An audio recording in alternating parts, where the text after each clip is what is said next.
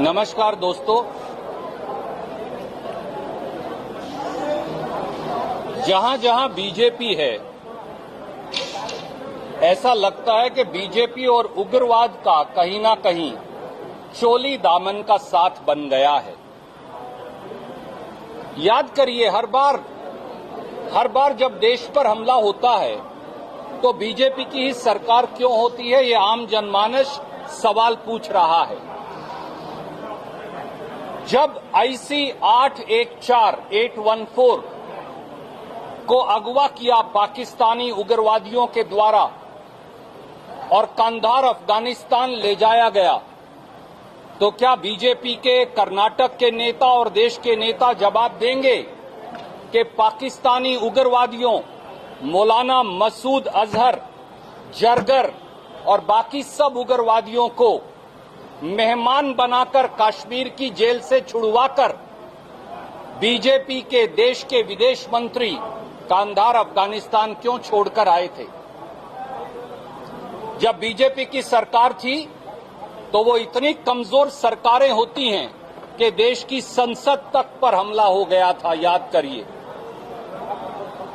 जब बीजेपी की सरकार थी तो इसी सरकार में जब नरेंद्र मोदी जी प्रधानमंत्री थे तो पठानकोट एयर बेस पर पाकिस्तान से आए उग्रवादियों ने हमला किया और केवल एयर बेस पर नहीं, हमारे पुलिस स्टेशन तक उड़ा दिए खुलेआम और हमारे पुलिस के सिपाहियों की और फौज के सिपाहियों की हत्या की।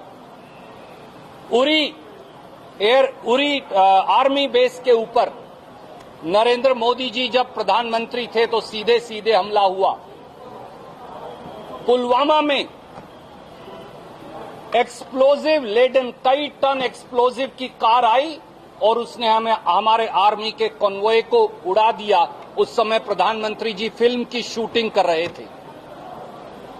नगरोटा आर्मी बेस पर, जो जम्मू कश्मीर के बिल्कुल सेंटर में है, एंट्री पॉइंट पर है, उग्रवादी आए और उन्होंने हमारे आर्मी बेस पर हमला किया।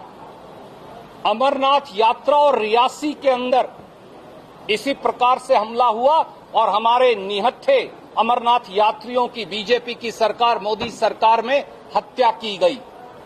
और अब फिर पुलवामा और रियासी और अमरनाथ के बाद पहलगांव में हमला हुआ, जहां कर्नाटक के 3 हमारे निहत्थे साथियों सहित इस देश के 26 लोग जो हैं वो उग्रवादियों द्वारा मार दिए गए। ये क्या कारण है मोदी जी कि जहां जब बीजेपी की सरकारें होती हैं तो उग्रवादी हमला करते हैं और सरकार सोई पड़ी रहती है? बीजेपी का पाक प्रेम, बीजेपी का पाकिस्तान प्रेम कर्नाटक के लीडरों को दोबारा याद करने की जरूरत है। इस देश के 75 साल के इतिहास में अकेले माननीय नरेंद्र मोदी ऐसे प्रधानमंत्री हैं जो बगैर बुलाए दावत खाने पाकिस्तान गए थे, बगैर बुलाए मेहमान के तौर पर केक काटकर आए थे, दावत उड़ाकर आए थे और उसके बदले में हमें माफ कीजिए, हमें पठानकोट का उग्रवादी हमला रिटर्न गिफ्ट के तौर पर पाकिस्तान ने दिया था। 75 साल में बीजेपी अकेली ऐसी पार्टी है जिन्होंने पाकिस्तान की कुख्यात बदनाम ISI को हिंदुस्तान बुलाया था। अमित शाह जी तब भी गृह मंत्री थे, मोदी जी तब भी प्रधानमंत्री थे, पठानकोट एयर बेस की जांच के लिए। और एक बार नहीं, अनेकों बार बीजेपी के नेताओं के ISI और पाकिस्तान से लिंक मिले। मैं आज पूछता हूं विजेंद्रा जी से भी और बीजेपी के नेताओं से, नड्डा साहब से भी, ये ध्रुव सक्सेना मध्य प्रदेश में क्या बीजेपी की IT सेल का नेता नहीं था? और बलराम सिंह जो बजरंग दल का नेता था, दोनों ISI के लिए जासूसी करते पकड़े गए थे। क्या ये सही है या गलत है? बताइए, क्या ये सही है या गलत है कि प्रदीप कुरुलकर जो DRDO का साइंटिस्ट था और जासूसी करते ISI के लिए पकड़ा गया था, उसके RSS के साथ संबंध पाए गए थे? क्या ये सही नहीं कि जब बीजेपी की जम्मू कश्मीर में सरकार थी तो उन्होंने आसिफा अंद्राबी को बेटी बचाओ का चेहरा बनाया था और उसी आसिफा अंद्राबी ने पाकिस्तान जाकर मौलाना मसूद अजहर के साथ बैठकर हिंदुस्तान के खिलाफ जहर उगला था। ये बीजेपी के नेताओं से पाकिस्तान से लिंक कैसे पाए जाते हैं? दोस्तों, सच्ची बात यह है कि 26 हमारे लोगों की, निहत्थे लोगों की जो हत्या हुई है, उससे पूरा देश स्तब्ध है, उसकी आत्मा छलनी है। हमने सामने आकर कहा कि भारतीय राष्ट्रीय कांग्रेस सरकार के हर उस कदम का समर्थन करेगी जिससे आतंकवाद के नाक को कुचल दिया जाएगा। पर इसके बावजूद भी 3 बातें आज सामने आई हैं। पहली बात, ऑल पार्टी मीटिंग को श्रीमान अमित शाह जी ने ये कहा कि जो बैसरन ग्राउंड्स है, बैसरन मेडो जिसे कहते हैं पहलगांव के ऊपर, वो जून में खुलनी थी, वो पहले खुल गई, ये सुरक्षा चूक हो गई। पर पहलगांव के सब अधिकारी भारत सरकार के और टूर ऑपरेटर कहते हैं कि बैसरन ग्राउंड कभी पूरे साल बंद ही नहीं होता। तो अगर बैसरन ग्राउंड बंद नहीं होता तो हमारा पहला सवाल, क्या ये इंटेलिजेंस और सिक्योरिटी चूक नहीं है?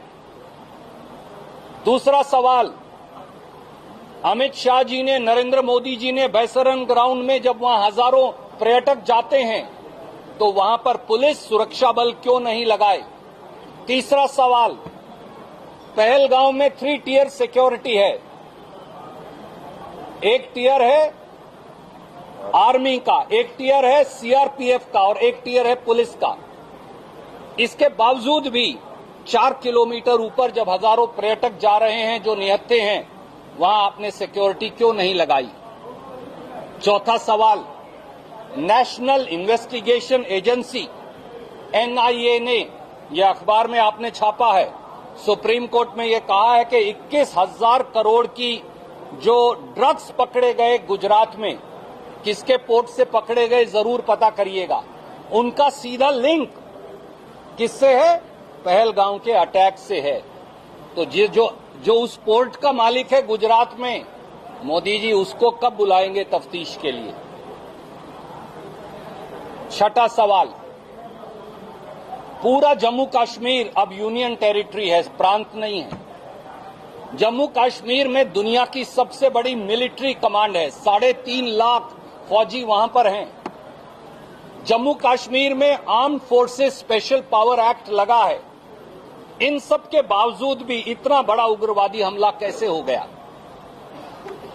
अब जब बीजेपी के नेताओं के पास पूरे देश में इन 6 सवालों का कोई जवाब नहीं है, तो वो ऊल जलूल बातें करने पर उतर आए हैं। हमारा बीजेपी के लोगों से सीधा सवाल है। पहला सवाल, ये सारे उग्रवादी हमले आपकी नाक के नीचे हो रहे हैं, वो शुरू हुआ IC 814 से, वो गया पार्लियामेंट के अटैक पे, वो गया पठानकोट के अटैक पे, वो गया उरी के अटैक पे, वो गया पुलवामा के अटैक पे, वो गया नगरोटा के अटैक पे और वो हुआ पहलगांव के अटैक पे। तो बीजेपी की सरकार, उसके प्रधानमंत्री और गृह मंत्री क्या कर रहे हैं? क्या वो इतने कमजोर हैं कि वो जम्मू कश्मीर के अंदर सुरक्षा देने में असफल हैं? और बीजेपी के इन लोगों के जो ISI और पाकिस्तान से लिंक पाए गए हैं, इसके बारे में क्या जवाब है? और बीजेपी का ये जो पाकिस्तान प्रेम है जिसकी मैंने चर्चा की कि आप ISI को भी हिंदुस्तान बुला लेते हैं पठानकोट एयरबेस जांच के लिए और खुद भी बगैर बुलाए मेहमान की तरह चल जाते हैं, इन सवालों का जवाब और सुरक्षा चूक का जवाब देना पड़ेगा।